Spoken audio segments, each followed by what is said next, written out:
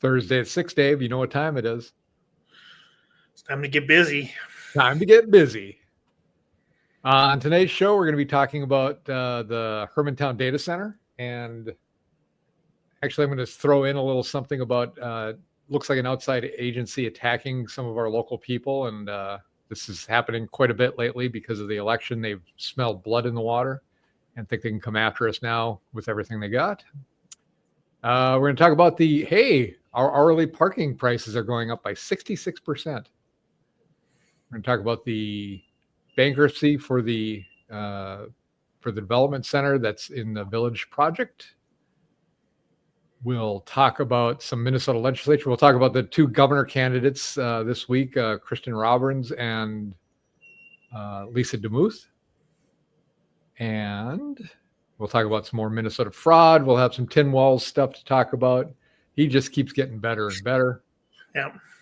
I'll talk about some Minnesota news, some gun laws they're trying to pass through in St. Paul, even though it's unconstitutional.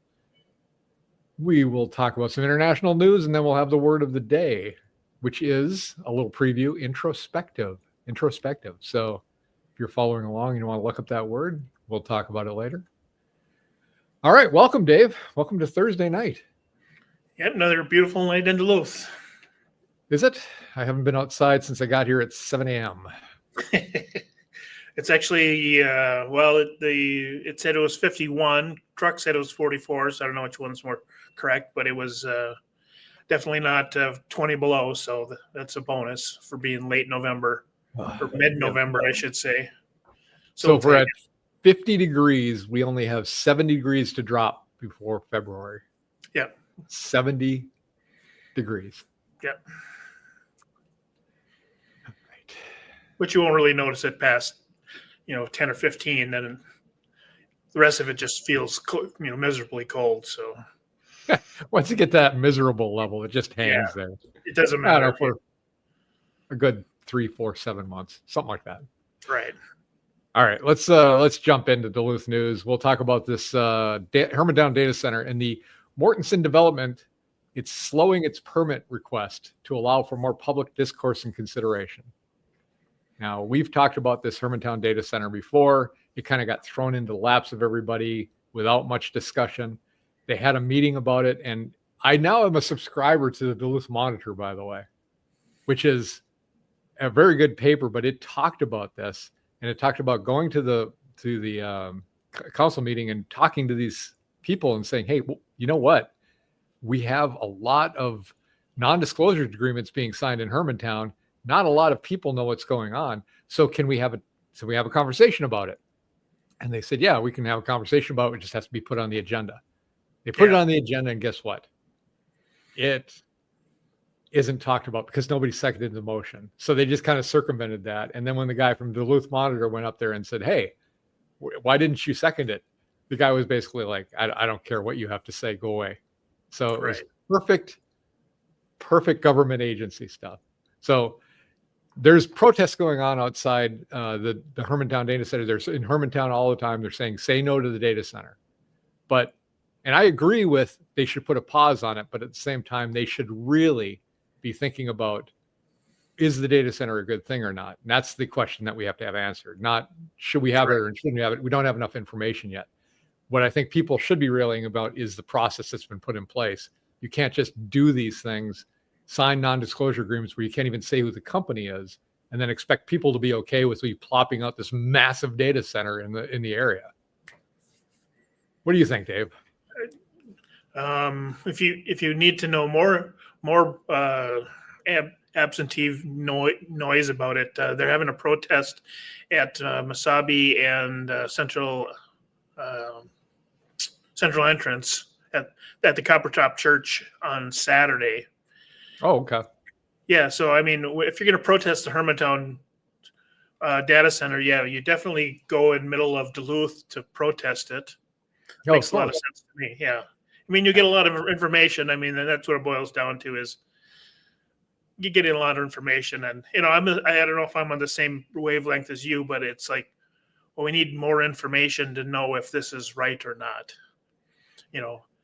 Their city shouldn't be signing NDAs. we need to know more information to decide whether it's good or bad. Right. And we do have a comment from Owen asking, what is this? So it's a very general question. So I'm not sure if he's asking, what is our podcast or what are we talking about? But we're talking about the Hermantown Data Center that is being proposed to be put into Hermantown just north of Duluth. South of Duluth. It's north. It's actually, it's in Adolph, which is basically Proctor. So that's on the northwest. So it's right on the edge of Duluth. And we are talking about them, the city councilors in Hermantown, getting together, signing non-disclosure agreements, even to the point where the non-disclosure agreement says you can't disclose who you're talking to anybody, let alone the company, and then trying to get a data center built in Hermantown. I agree with looking at getting a data center built. What I disagree with is the method being used to try to get this data center in place. Yeah, that was word of the day about a month ago, transparency. Right, exactly. Yeah. More Duluth news. The Parking Commission has now increased our on-street parking rates from $1.50 to $2.50 an hour, an increase of 66%. So that's a little wild to me that it would increase that much. And this is the Duluth agencies nickel and diming us to death here. So on top of the St. Louis County taxes, the Duluth tax is going up 5%. Now they're also going to increase the on-street parking $2.50. They do 5 cents on grocery bags. It never is enough for these guys. They really want to have all the money that you make. And the sad thing is I've talked to some people that are in the same vein. If you have money, you should be paying it to the government, which is basically flat out communism. Correct. Let's see, the Endi, the bankruptcy case. So this is the developer that bought the land for Duluth Central, had the city do a bunch of grading, demolition and everything, and then they filed bankruptcy when they couldn't make their deadlines. Well, the district court has said no.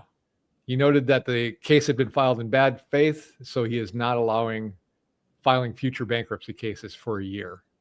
So now they're going to have to probably face the music one way or another, which is a good thing.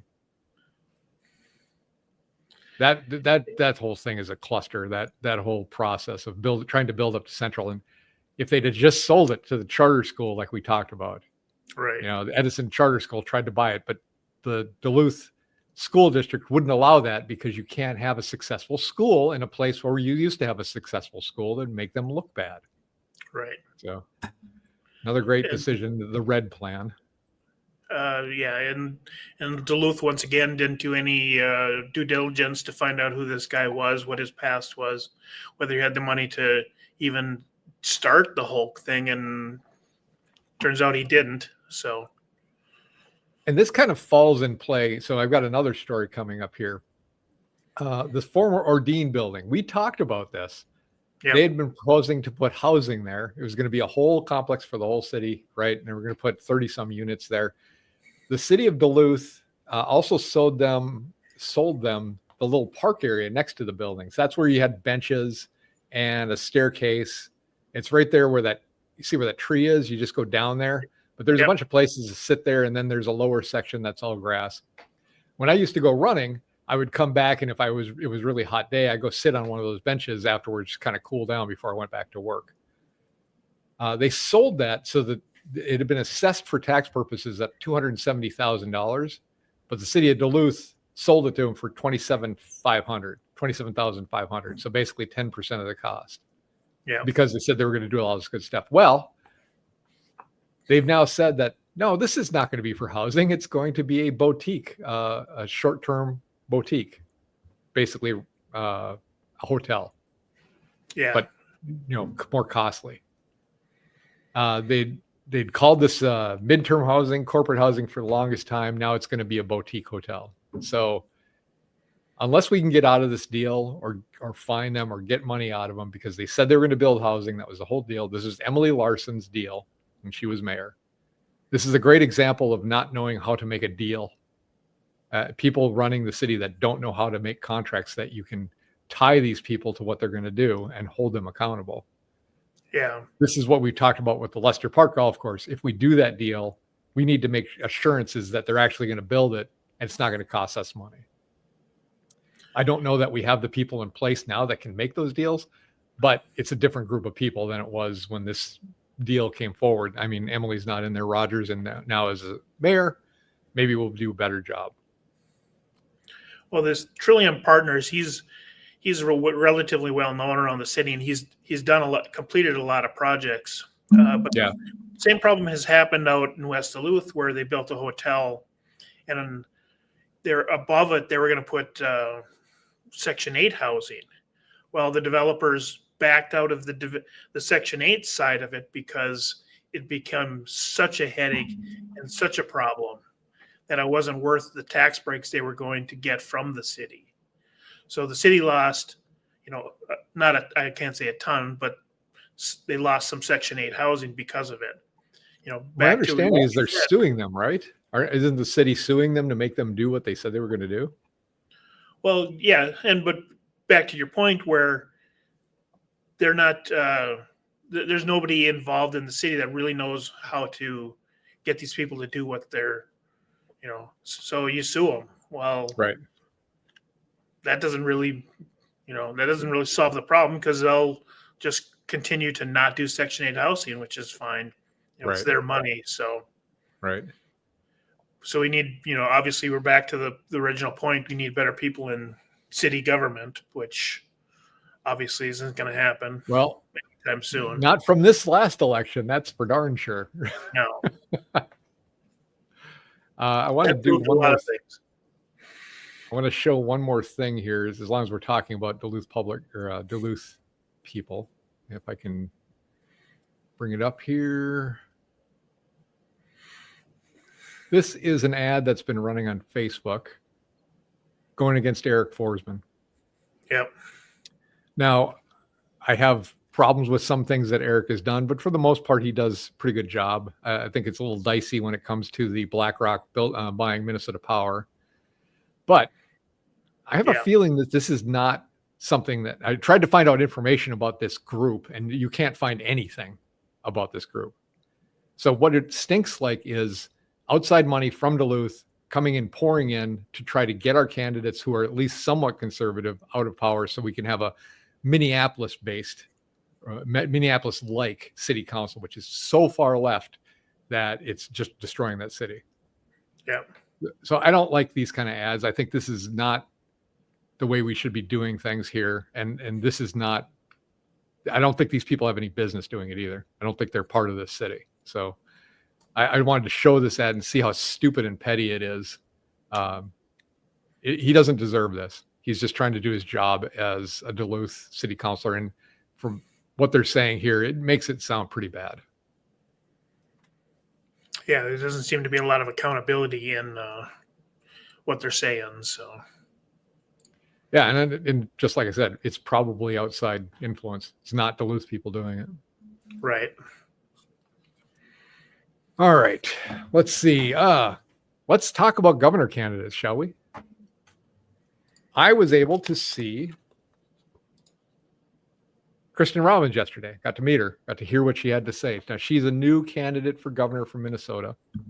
She is current Minnesota House rep from down in the Twin Cities. She won in 2018, and now she's the assistant leader of the House. So this is her website here. We'll have a link to this in our comments, but everything she said was making sense to me. I really like her. And we're going to talk about some other candidates too. I'm not saying I'm fully for Kristin yet. I want to find out more about her, but everything she said sounded really good to me. She wants energy independence. She talked about setting up possible small, like nuclear reactors, portable nuclear reactors to be able to house or to power data centers. When she said that, it was in Hermantown, and the people groaned quite a bit when she said data center, which was funny to me. Yeah. She's still pretty green about running, and up here, she knows about running in the Twin Cities in a highly contested area, which is good. And I think her ideas are very good. I didn't hear one thing that I was disagreeing with. she needs to talk about mining, and we talked about that a little bit when she comes up in this area, especially north of here, because she has to canvass the entire state. So when session starts again in January, February, she has to be back in the cities the whole time. She won't be able to campaign up here, but she's going against Tim Walz, and oof, we do need to get rid of Tim Walz. Yeah, definitely. We're trying to be in the nationwide laughing stock. So, right. She's on the fraud committee, by the way. She's on the fraud committee here in Minnesota now. So she knows what's going on. She lays it out. It's like she's saying there's $2 billion of fraud in Minnesota under Tim Walz. And all of a sudden, he's starting to get somewhat serious about it. Yeah, that's he wasn't serious about it. When they had the trifecta, he wouldn't even talk about it. Right. Same with gun laws. He wouldn't talk about gun laws when trifecta. Right. Because he knew that would wipe him off that would end his campaign right there. So. Right. The other candidate I want to talk about here, and we're not going to talk about Kendall Qualls, but I'm going to see him on Saturday, I believe. We'll talk about him next week. And I've heard him speak before. I really like him. Lisa Demuth, the current co-lead of the Minnesota House, has joined in, and she already has a running mate. Yeah. So they already criticized Walz too, and I think that's going to be the theme for all the candidates. Spending the $18 billion surplus we had, and then increasing our budget by $10 billion on top of that, and now still being $7 billion in debt. That's a huge swing. She hammered him on the record for fraud under his leadership, with recent scandals including Feeding Our Future and the state's federally funded housing stabilization program. So I know Lisa a little bit. I've talked to her. I really like Lisa too. So another really good quality candidate. My big hope is that we get a candidate that can beat Tim Walz, because as goofy as he is, as silly as he is how the nation thinks of him, there's people in Minnesota that just will not vote other than Democrat. And they've got to wake up and see what he's been doing to the state. Not only the fraud, the education in this state has gone way downhill. And the interesting thing was at the thing for Kristin, a guy spoke up and he said he was a para at the schools. And when he went in, he's got 3 girls. He went in and they gave him a chart, XY chart. And they're going to give it to kids and they're going to say, how are you feeling today? Are you feeling more male? Or are you feeling more female, more masculine or feminine? And then you're going to put yourself on a chart. And I don't know what that means when you do that, but why are they doing that at all? It said it could be as young as kindergartners getting this done. It's ridiculous. So it's a grooming thing. It's a mental grooming thing that they're trying to do. I don't know what happens to teachers who don't want to do it, because now with the new legislation, it's 1 every 10 years change. It sounds like they're doing a lot more of this stuff. So we talked to her about that. She was going to look into it and find out more. Yeah, and with the teachers union, you go against the union, they'll get rid of you too. So. Oh yeah. We have more fraud in Minnesota. There was a woman who exposed a massive Medicaid fraud scheme. So we are becoming known as the fraud capital of the United States. We're taking over, Illinois. So here it is, Minnesota, Medicaid's collapse into waste and fraud hit home, exposing how career politicians built a system they can no longer control. So remember, they put a lot of our Feeding Our Future stuff in the hands of the Department of Education. And then they didn't do any oversight. And we've talked about it before on the show about why aren't we seeing more politicians or upper level government people being tried? We're seeing the low level street workers on it. And what it was explained to me, or how I've heard it, is although they did a bad job and they did poor oversight or no oversight at all, they haven't tied any of the leaders to actual fraud, to receiving money.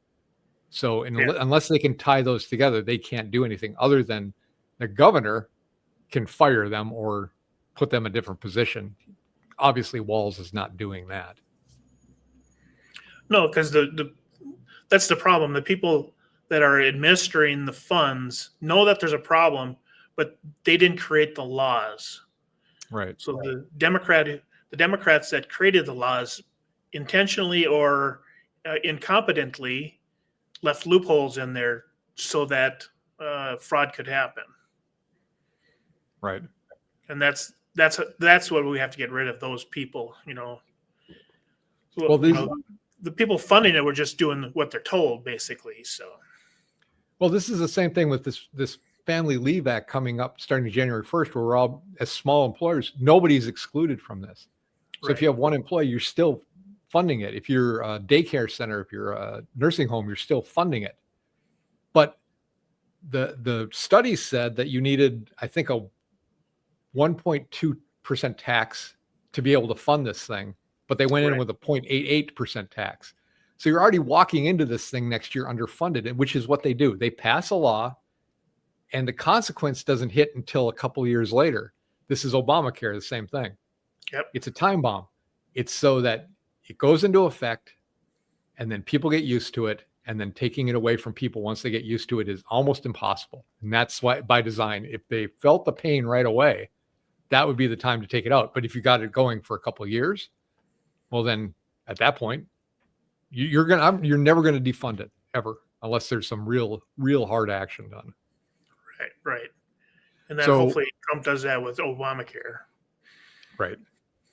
So what they're trying to do, what I've talked to some of the reps to do, is if they can't get rid of it, they're going to do things like, we're going to not have every employer have to do it, and just do, a certain number of points that you need to have 100 employees before you have to kick in, or something like that.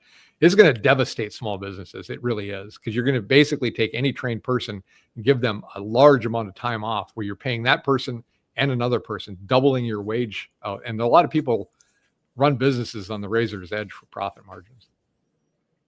Well, especially in Minnesota, because they don't like businesses. So they consider a small business to their little lunchbox. So they're going to attack them, and, because the small businesses can't really just change their prices to pay for this, the theft from the government, where the large ones, they just pass it on. Yep. And then everything goes up, and we all pay more for that. Yep. All right. I'm going to skip the Omar thing. I've had enough of that woman for a while. We'll go on to, everybody wants her to leave. We already know that. Well, the thing, I'll post the link, but it was basically, she's like, I'm an adult. I can live anywhere. I don't have to live here. Well, go. Yeah. Please just go. Please leave. You're helping us a lot. In fact, I don't even care if you go. Just get out of the government. Right. That's where she does her damage. So. Right. Tim Walz, the latest report from the Minnesota Legislative Auditor shows financial noncompliance from the governor's office. So there were 12 issues they found.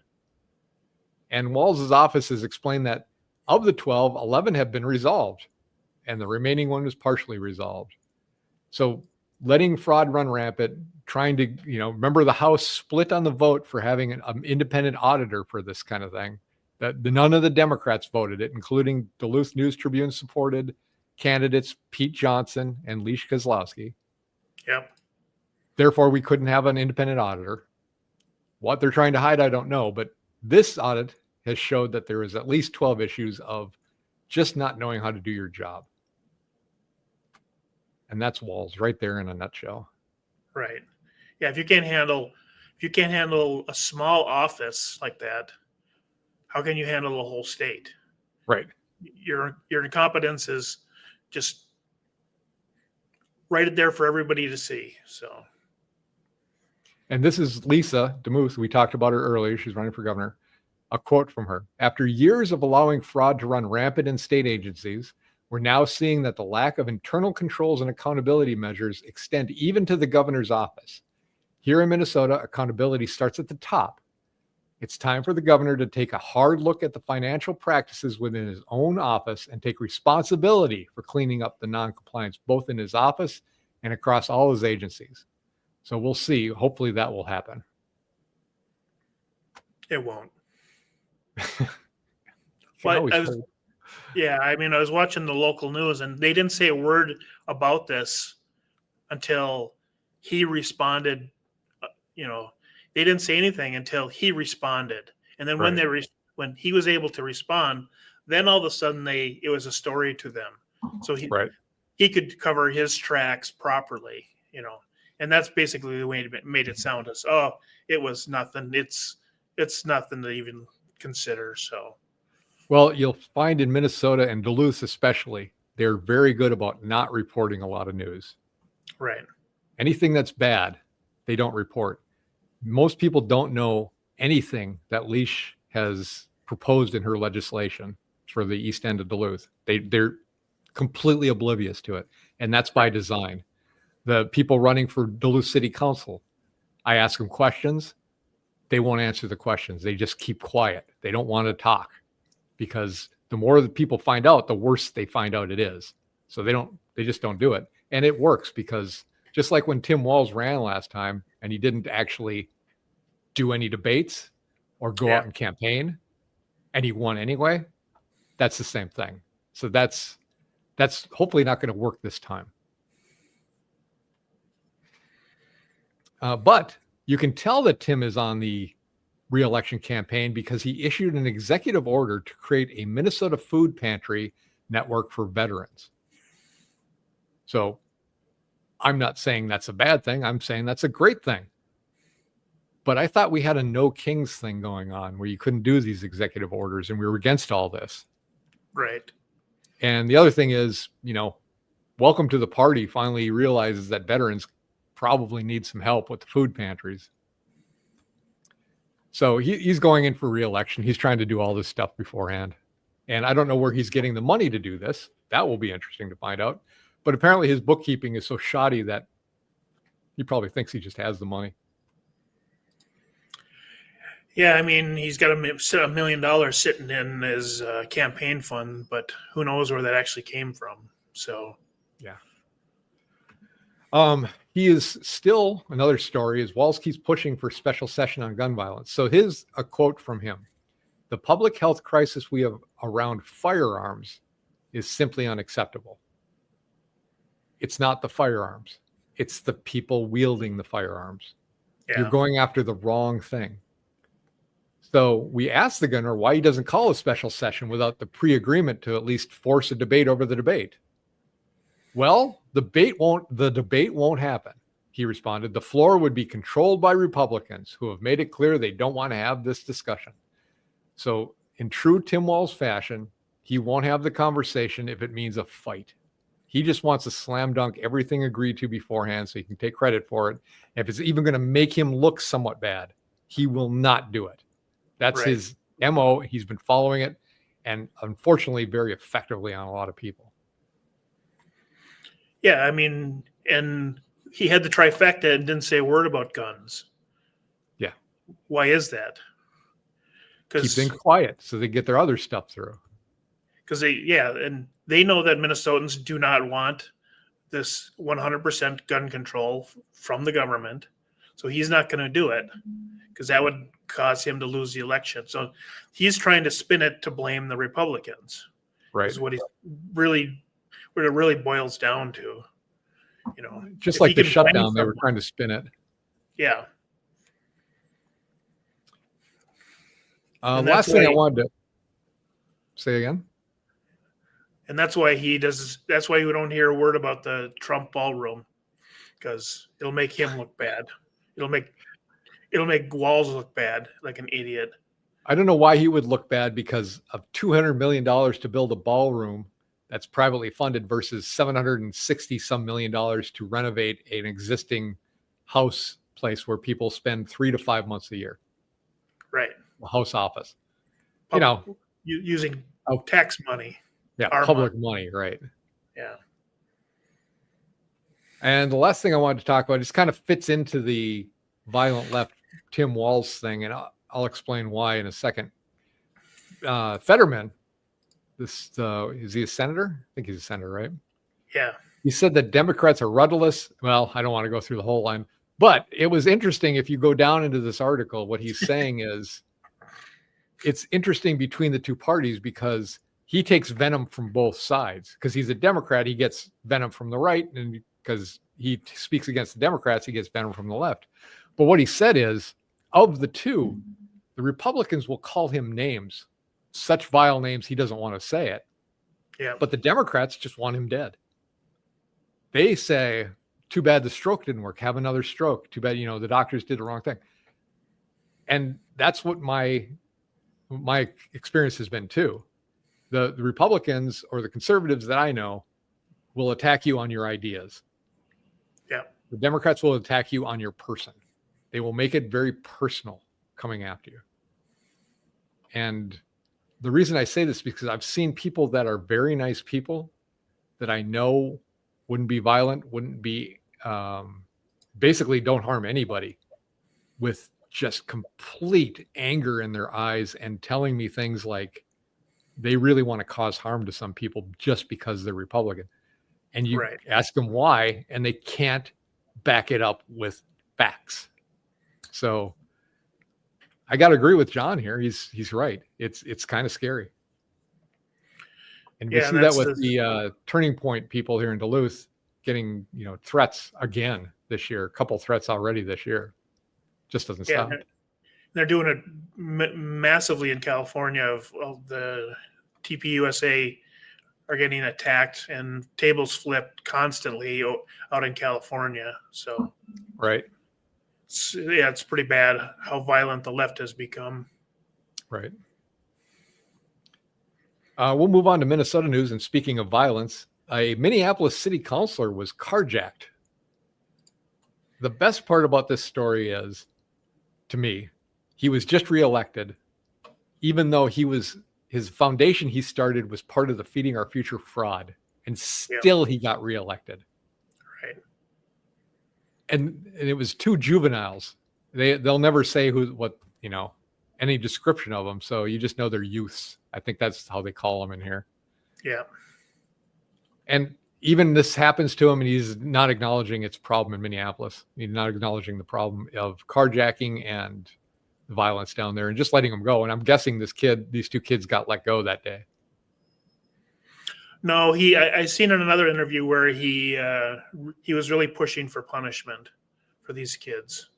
He was, but isn't that in Bloody Mary Moriarty's district?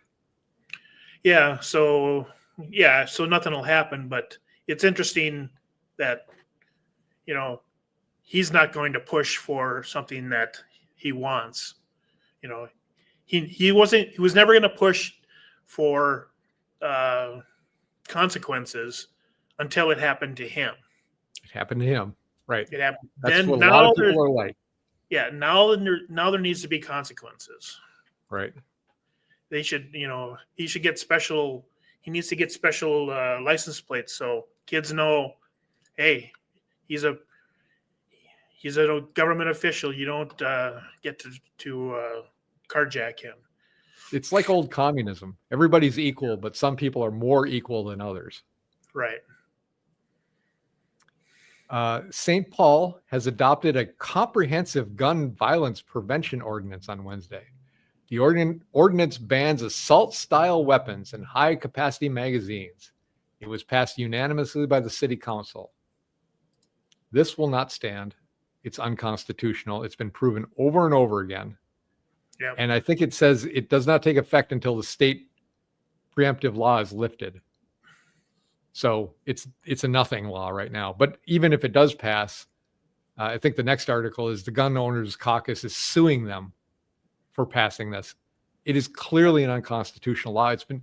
They do this in California. They do it in South. The problem is that they just change the wording again, and then they put it in place, and it takes a long time to get it through until it's done. So, and then they'll just do it again. They just lawfare you to the point where it just ground you down. They'll try to bankrupt these guys, the Minnesota Gun Owner Caucus. It's just the ongoing fight. It's the thing that maybe we should have a moratorium on these kind of laws for 10 years, and maybe we could get some other stuff done. Right. I was saying the same thing about the abortion law. Moratorium, 10 years. Just figure it out. Gives you a lot of time to think about it before you start just changing things willy-nilly based on one event or another. And that's one of the problems with the government is, and what Trump was trying to stop was the militarization of it. Because they have endless money. They want to sue. Right. They want to pass these gun laws. So and put their enemies, anyone who disagrees, just put them into bankruptcy. Yep. So until they can't fight anymore, where the government, they just tax you more. They'll raise your parking rates, whatever they want, to pay for whatever they want. Right. And, so then that's how they stop people from suing them. The process is the punishment. Yep. So hopefully that gets thrown out, and then they can do it with extreme prejudice and maybe put it so they can't do another one of these for at least 5 years. Give us some relief. Let's start accomplishing some other things, but it's constant grind about the same 3 or 4 subjects over and over again. I've said the same thing about this trans issue. The trans thing just comes up, and it just seems like, what's your opinion on trans people? I don't really think about them. I don't really care. But you have to talk about them all the time because they're just always in your face and trying to take over schools and stuff like that. Stay away from schools. You know what? Be a trans person. If you're going to be a trans person, you're an adult. Go on. I don't care. Stick to your burlesque shows and all the other crap you used to do all of my life, and stay out of the schools and try. And I won't go in and bring in, whatever I'd bring into a school that you wouldn't like. Deer hunting. I'm not going to talk about deer hunting in the schools. It's not the place for it. Not going to do, church services in the schools. That's where you do this in church. The school is for learning how to read, write, do your math, and get out. So I think it's just to keep us distracted while they push other garbage in play and have people at each other's throats so they can win elections. Basically, that's what it is. Yep, that's the truth. All right. Let's go on to national news. Be happier. You ready? Well, normally Walz is our laugh track because he's so stupid. So. Yeah, but we're not laughing because it's funny. Right. We're laughing because it's sad. The government is reopened. Finally, and at last, I have noticed no change myself because I'm not a federal employee. I don't rely on federal funds or resources. Not to say it doesn't affect a lot of people. I'm just saying it isn't impacting me personally. I'm glad the people that are federal employees are going to start getting paid again because it would have been a real dicey Christmas time if this had gone on much longer. And why the funniest part is, so you got these Democrats that voted with the Republicans. There was like 8 of them that total. Yeah. And the people screaming about the government being shut down and calling Trump a fascist because, of course, he controls all that. Now they're screaming at these guys for opening the government. And I can't figure out how you please some of these people. Yeah. It's just ridiculous. And then both of the Duluth representatives in the state, Klosowski and Johnson, both of them were blaming the Republicans for the shutdown, even though if you look at the votes, it was the Democrats that wouldn't, vote yes for the thing. Klobuchar and Smith, our state senators, they voted no, yet they were blaming the Republicans. So it's mind-numbing sometimes, the politicians. And the problem is they don't see anything wrong with it. They don't see any thought processes as wrong in their arguments. So no, it makes perfect sense to them. Right. That should be scary too. So I want to talk about the funny thing I want to talk about. Oh, and Dave left us for now. So I will just talk about this by myself until he comes back. Jasmine Crockett now wants to eliminate Dominion voting machines. So I've been predicting this, and we're going to bring Dave back in. How you feeling? Yeah, I'm not sure what happened on that one. We're talking about Jasmine Crockett wanting to eliminate Dominion voting machines. We talked about this. Yeah. So we wanted to get rid of Dominion voting machines for a long time. We want to go to paper ballots with watermarks, things that can be tracked easily. Yeah, you don't need to show Jasmine. We already know what she thinks.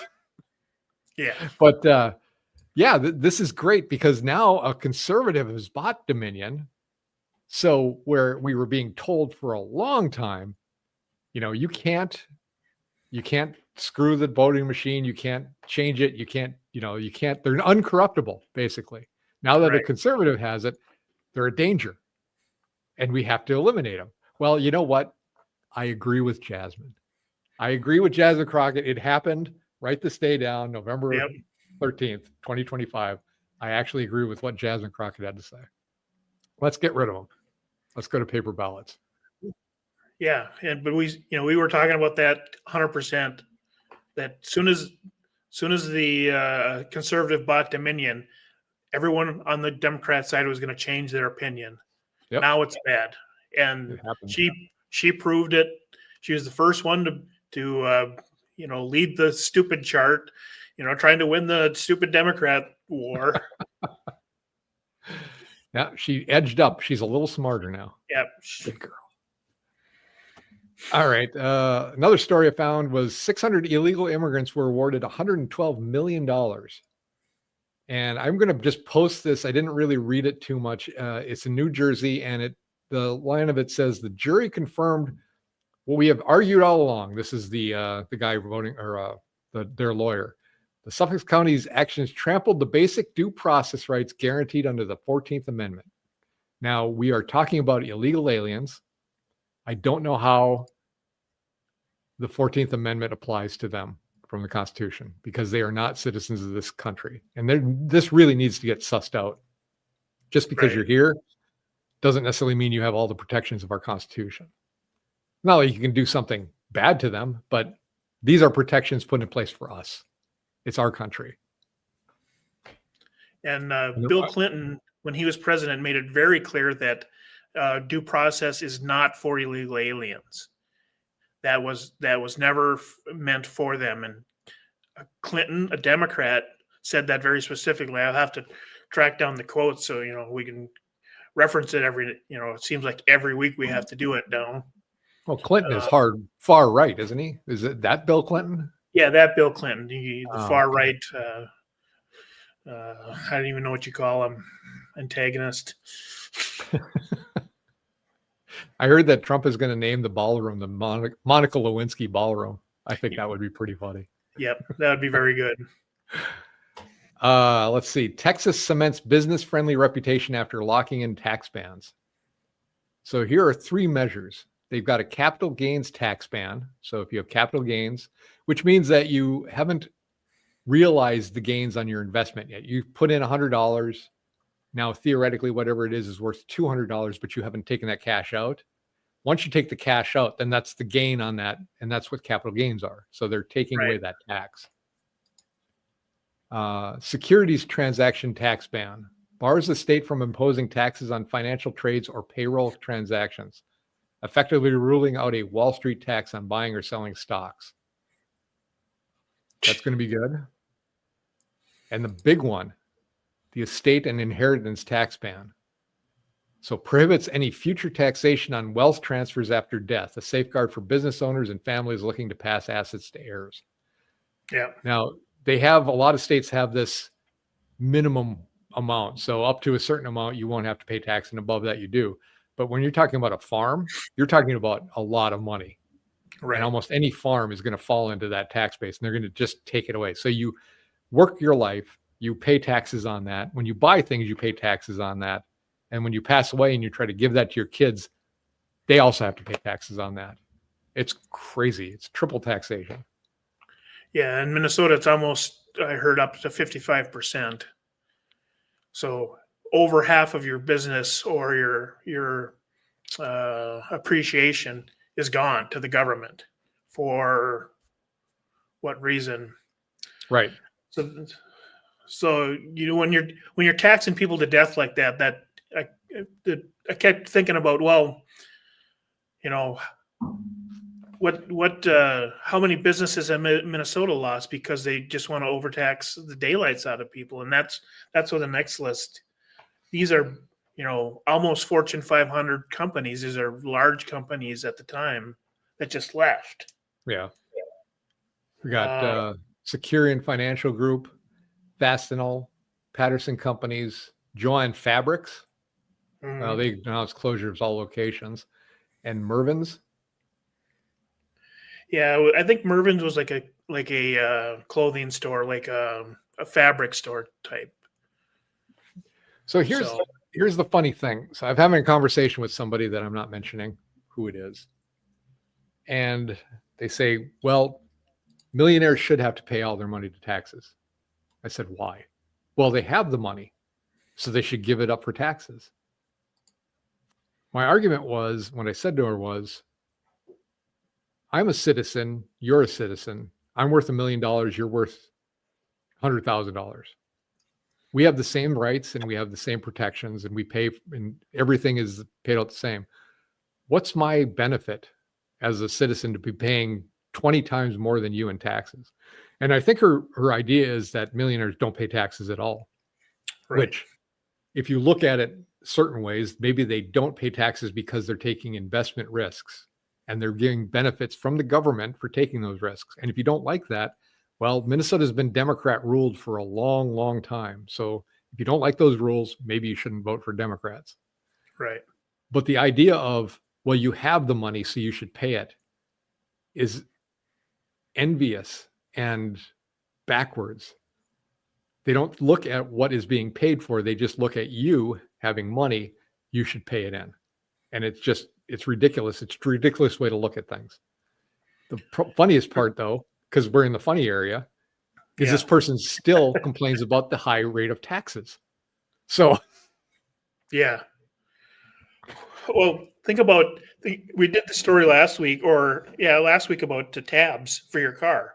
So the more expensive your car was, the higher your tab fees are to run that car. Well, so why does your $100,000 Suburban wreck the street more than your $200,000 Bentley? right. But your Bentley is $200,000, so you're going to be paying more. So that's a socialism tax right there, because you have more money invested in the car. There's if you really want to do it like that, you do it on weight. And you know what the problem is? Your battery powered cars that they have right now are really, really heavy. So they're going to be paying a lot more taxes on the tabs. They don't want that. Right. That's why they're trying to figure out a way to monitor everything you do in your car so they can charge you by the mile. Right. Yeah, which is tracking you essentially, which is a Fourth Amendment violation. I think it's fourth, pretty sure. Right to privacy. All right, we'll go on to the last national news item. Seattle new socialist mayor. I thought the mayor for New York was going to be bad, and the one that we almost had in Minneapolis is bad. This woman, I guess she's even worse. Yeah. She won't allow private grocery stores closed. She'll take them over as part of the city. I would also like to build a wall around Seattle for anybody who voted for her and make them eat their own dog food for this as well. So what's going to happen is they're going to implement these plans. They're going to run out of money really quick. They're going to start really cranking up the taxes in the area. People will leave or just not pay them, and it'll fall apart. So it may not happen right away. You may see a euphoria for the next year or two while they implement these policies and everybody thinks it's great. 5 years down the road, I predict it will not be even close to what they think it is at this point. I think it's going to be a disaster. Right. So what does this lady from Seattle and the new New York Mayor Mandani, what do these two have in common? They're both women? Well, yeah, that they were both born and raised by rich parents, and neither of them have ever had a real job. So they were born and raised in a wealthy thing where money just kind of showed up, and they never had a real job where they have to, make payroll or figure out how it's just magically money appears magically. Right. And so now Seattle and New Yorkers destined for their own little self-inflicted death. I've heard when people say, well, money isn't that important to me. You've never been poor. Right. I mean, really poor. I mean, when we were growing up, we were not poor, and we weren't well off either. But poor people, it's a drive to have money because you don't want to starve. And you saw it when people lived through the Great Depression, where people were abject poverty. Those are the people that gained a lot of weight, or there's a lot of people that gained a lot of weight when they got older because they always ate all the time because they never wanted to be the point where they were going to starve to death again. It was really, a big impact on their mentality. All right. Well, let's we'll put a pin in that and come back to it in a couple of years and see how it did. Yeah. International news. I found this a great story. There's going to be a climate summit in Brazil, so they've mowed down a number of trees to build a highway out to it, taking down a bunch of ClimateDepot.com executive editor Mark. So yeah, we'll post the link here, but Trump has been pointing this out on Truth Social, and it's not unlike the Olympics they did. Remember, this is Brazil; they're all climate friendly and everything. They built stadiums out in the middle of nowhere, built the roads to them, and after the Olympics were over, they just went back to rot. I mean, they're still there. Nobody's using them. They spent so much money, right? And it's crazy. It's just crazy. These are the people that are saying, climate change. They're there for a climate summit. I actually saw a thing just to talk about climate a little bit. You remember watching Idiocracy, and they put Ferrando on the plants, and it was because that's what plants need, right? Yep, that's the body I saw good. a thing that said carbon. It's what plants crave. they grow with carbon. So because I thought that article had the picture of it, building a highway. You could see it right through the rainforest. Yeah, just taking down trees. Just taking out, just clear cutting. It's like, well, it reminds me when they clear cut a forest to put up a solar winds or a solar farm. Right. Well, like when the WEF goes to Davos, well, they can't get their private jets close enough, so they take a helicopter from the private airport to the private facilities resort that they're in. Yeah. And they're there to talk about carbon and environmental problems. So, how we have to participate more and pay more for carbon tax, because only a really intelligent people figure that giving more money to the government will fix climate change. Yeah.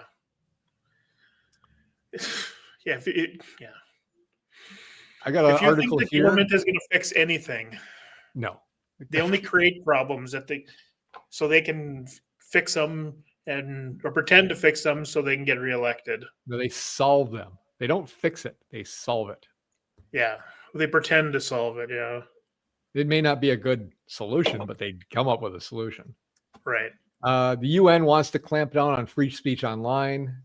I will post this link in here. I just don't know why the UN would have any right to say anything about our free speech. We're the only ones keeping it alive here in United States, even though as bad as it has been, especially when Biden wanted to do the Ministry of Truth Council. Yeah. But he just says, there's too many false narratives. Well, who is the one that decides what the truth is? You put it all out there, let people decide. It's not for you to curate the message of what is true and what is not. And we've seen over and over again where that's not true. So, for example, here's a real benign example. When I was growing up, you can't have butter, you should have margarine. It's better for you. Yeah. Well, now margarine's not good for you. Butter is better. Eggs. I've gone through like 8 iterations of eggs are bad, eggs are good, eggs are bad, eggs are good. They're never right. It just keeps changing. We're going into global cooling. Yada, yada, yada. 20 years later, we're going to global warming. 20 years later, it's climate change, right? Yeah. All right. I want to talk about the Bank of International Settlements. Do you know anything about this? No, I didn't hear anything about that one. I'm going to put us a link to it so people can learn more about it. And I'm just going to put a nugget in their ear to look up what the Bank of International Settlements is. So they have sovereign. The BIS is the Bank of International.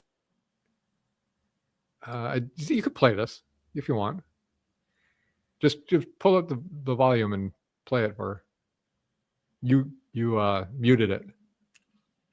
And the New York Fed and the Fed are both shareholders. They became shareholders in 1994. In one sentence, what's the purpose of the Bank of International Settlements? Okay, so there are two things you need to know about the Bank of International Settlements. I'm not sure my brain's big enough for this, but keep going. It is. It has sovereign immunity. What does that mean? It's above the law. It's its own country. Right. It's its own country. It has its own police force. And essentially, other than one of its staff being in a car accident or, minor things, no one has the legal authority to move against it. Number two, it can move money and hold it on its balance sheet and manage money secretly. If I want to steal $21 trillion from the U.S. government and park it on the balance sheet of the BIS, it can move it anywhere in the world and it can keep it on its balance sheet secretly. First of all, where does its power? Like, who empowered it to have sovereign immunity and the right? It was created after World War I, and it was created in theory to manage the reparations of the German government. But if you read the real history, it was because the Bank of England and the central bankers wanted an entity that had sovereign immunity.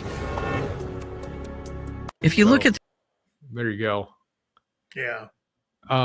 It's something to look into. And I think a lot of bad stuff came out of World War One. This is where, about the time you got the income tax, you got the Fed.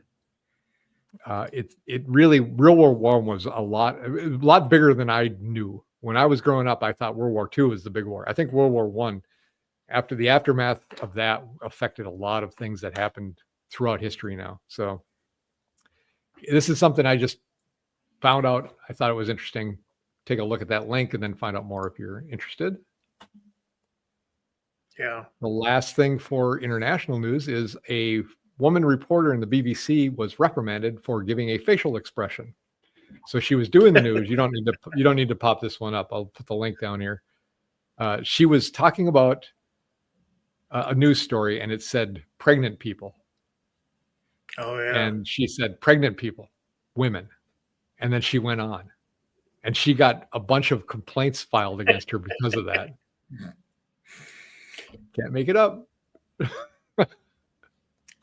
No, it's somebody, you look back, these people 50 years ago go, well, yeah, we better start working on stupid stuff like this. 50 years ago, we never even considered this stuff about, right. And, this is, do we have nothing to complain about that this is what we're going to complain about?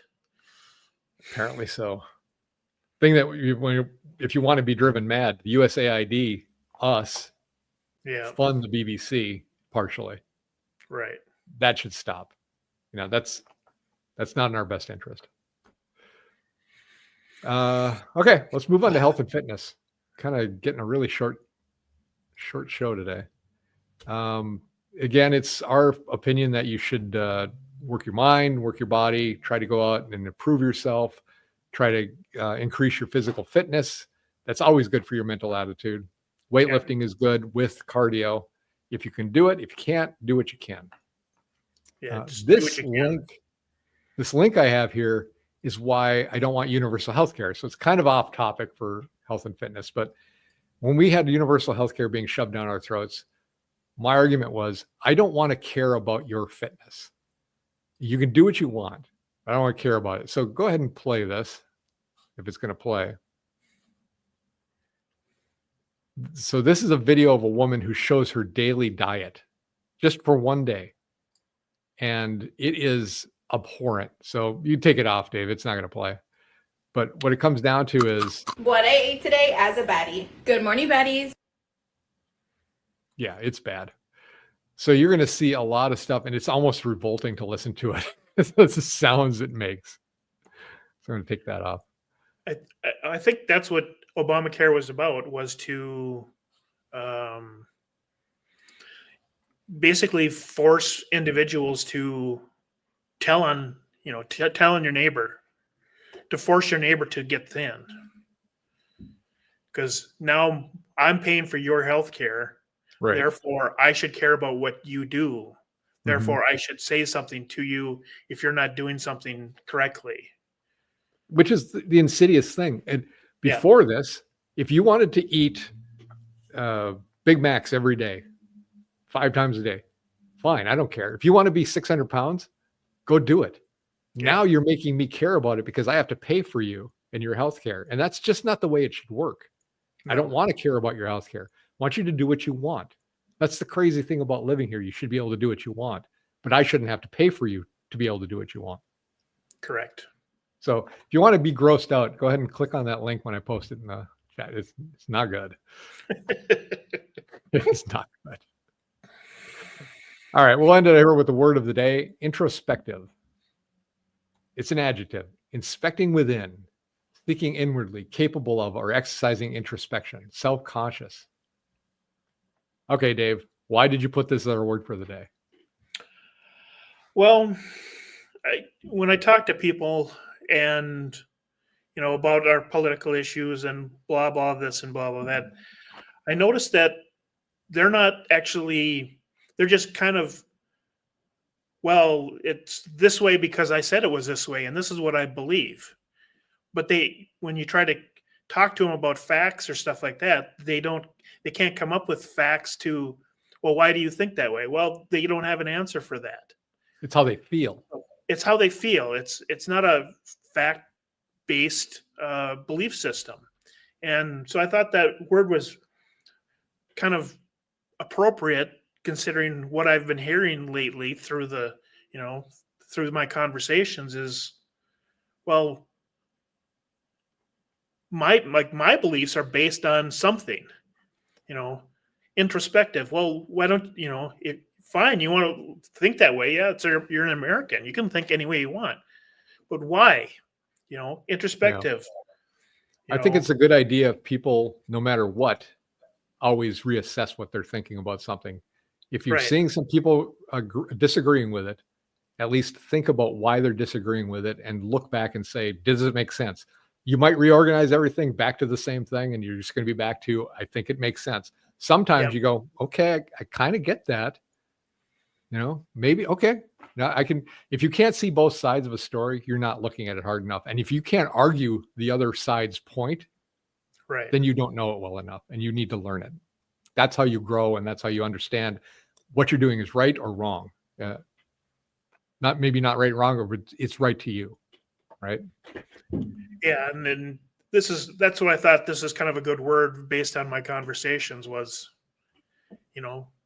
look at everything, do some research, think about it and have your own belief systems, which is fine, but base it on something. You're not just, well, that's what the View said. Right. No, tell you what, don't base anything because that's what the View said. All right. Right. Just remember, they're not a news story. They don't present facts. They're like your crazy aunt at Thanksgiving. You just nod. Yeah. Yeah. All right. Like 5 or 6 martinis. All right, let's wrap it up here. We're going to do a like and subscribe. Please like and subscribe if you like what it is here. Please give us comments. We'd like to hear from you and give us topics you might want us to talk about and investigate before the show. You just went over my little graphics, Dave. I did? Yeah. Well, you said like and subscribe. Oh, there. You put a new one up coming there. Up. I'm changing things, Dave. We're keeping it fresh.